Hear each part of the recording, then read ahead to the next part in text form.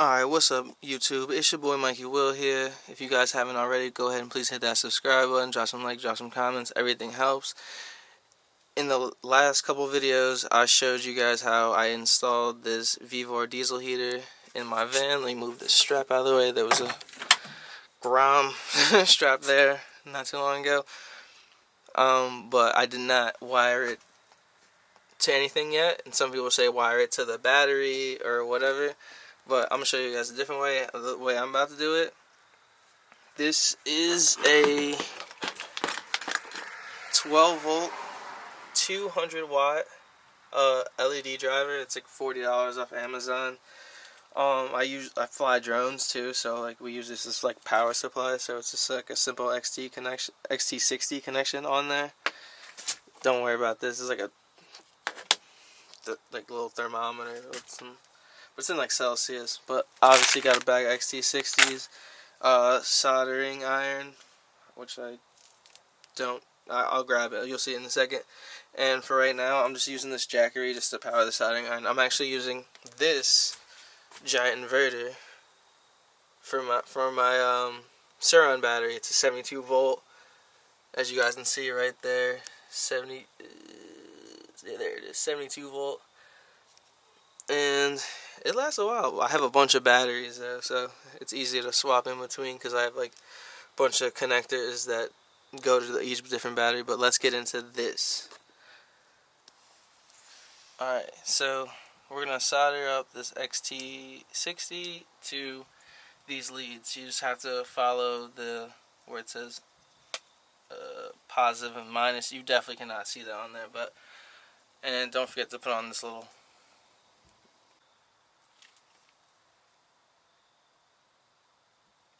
pretend these up a little bit.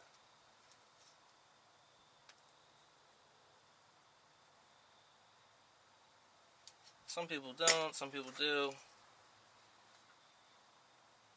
Just enough to get them going for me. Just make sure you got everything according to the XT60. You don't want to short this thing out off the first go.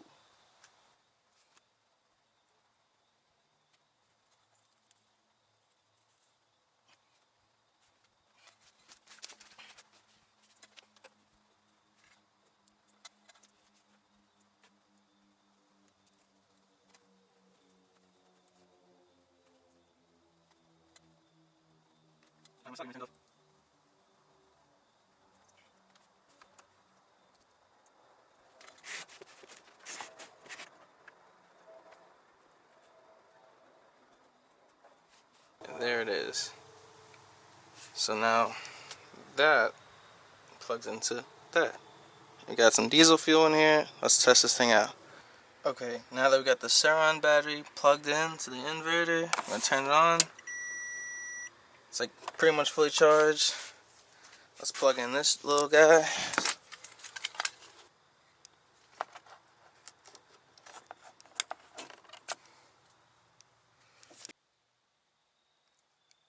Alright, to prime it, all you have to do is hold the top and bottom buttons. See the up and down buttons? And you'll hear that noise, and you'll see that little icon. It seems like we're pretty good to go, so let's give this thing a rip.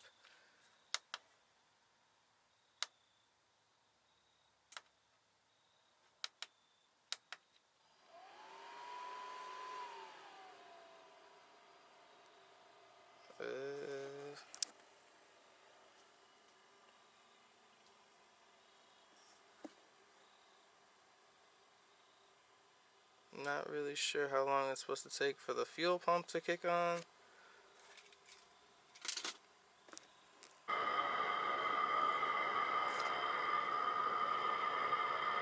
Okay, you really can't see that. I don't have a little thermometer, but it is getting hot from underneath there, and that's where the exhaust is. Alright, yeah, so figure this thing out. So you're just gonna hit like the up button to turn it on and to raise up the fan and stuff like that. Wait for the primer to go on, and this thing is kicking out some heat. Like, it is hot. it's hot in here. I got all the the doors open and stuff.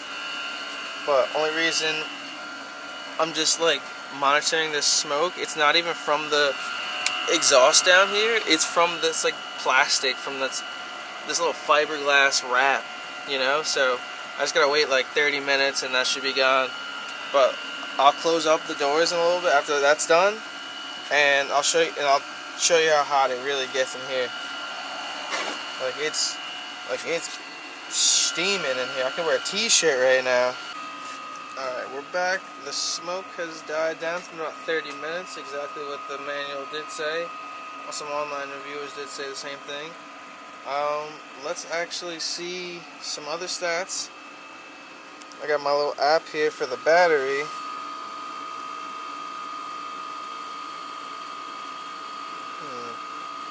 Seems like it's fluctuating between 32 and 41 watts. That's probably because of the LED driver, along with the inverter powered as well. I'm assuming this thing's probably pulling around like 27 watts.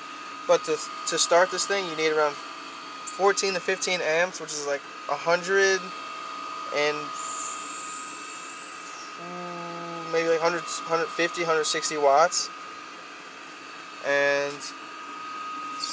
But that's where 200 comes into play. Let's actually use this little thermometer here and see how this thing is cooking up. This thing is cooking, man. 170 some degrees coming out of there. Alright, now that the smoke died down, let me try to close these doors up and see how hot it gets in here. These little diesel heaters are definitely the truth.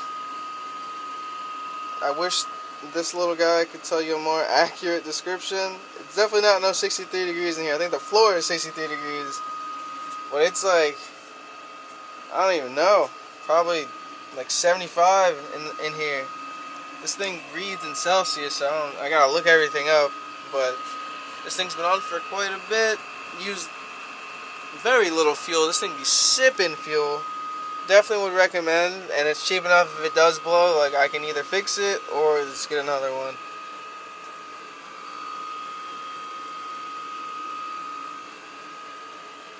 Alright, we got more content coming soon. Make sure you guys drop some likes, some subscriptions, drop some comments, drop everything. Everything helps, guys. I really appreciate it.